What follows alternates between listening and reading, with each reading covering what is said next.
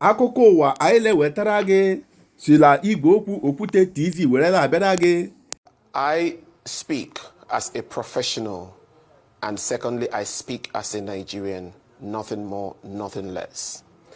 Professionally speaking, the Finnish authorities have done their due diligence and they have reasonable grounds to arrest Mr. Simon Ekpa.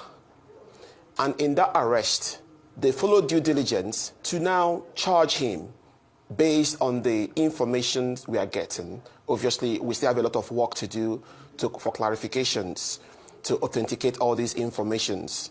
Now, with that due diligence done, it's now meant for the law court in Finland to now look into the request by the Chief of Defense Staff to extradite Simon Ekpa to Nigeria. Professionally speaking, the chances are possible to extradite Simon Ekpa to Nigeria. However, in my opinion, it's almost impossible, though it's not 100% impossible, because one, there is no extradition treaty between Finland and Nigeria. Number two, the Finnish authorities have every right to take him to court to answer to the charges against him, and that is perfect, that is due diligence. And afterwards, don't forget the CJEU, the Criminal Justice of the European Union, also have a right under the European human rights to also test if he's suitable to be extradited to Nigeria based on one, the charges against him, and number two, the fundamentals, because he has to defend himself in a court of law. You cannot just bring charges without him answering in response to the reasons why he's inciting violence, to the fundamentals why he thinks there's a reason for him to request for self-determination for the people of Biafra. The Criminal Court of Justice of the European Union has to check if they believe in self-determination. They have to check if they believe in human rights abuses, because bringing that man to Nigeria is a great idea, but I'm not sure that the Chief of Defense Staff should go home and relax and sleep, because they have to consider the human rights records in Nigeria as a country. Obviously, we are all Nigerians. We know our human rights records. There is nothing to boast about.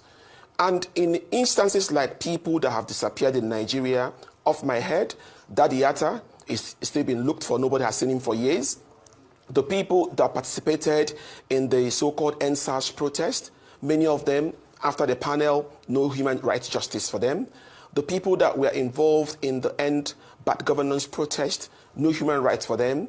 Even last week, we saw the human abuse of a couple by an army general. Up to today, we are still hearing. Or about politicians who believe they can buy the justice system in Nigeria.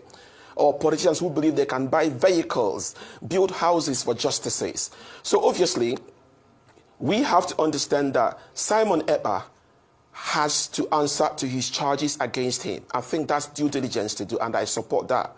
However, we have to also ask ourselves, can the Finnish authorities, if they want to copy what we do in Nigeria, example, Simon Ekpa is a politician in Finland today. He joined politics in 2017 and is a member of the National Coalition Party, the ruling party in Finland today. They won their national elections in February this year, and they have a president of the country. Simon Ekpa also served the country as an army officer. Now, if you look at these human rights records in Nigeria, what Nigerian politicians have done about justice in Nigeria, do you think the National Coalition Party of Finland will feel comfortable to extradite Simon Ekpa to Nigeria based on zero extraditory treaty between Nigeria and Finland and based on human rights of Nigeria in general? So I think the right thing has been done. Okay. But in conclusion, sir, I think Nigeria also has the copy from Finland to know that due diligence matters. Due diligence pays, not where people can buy justice.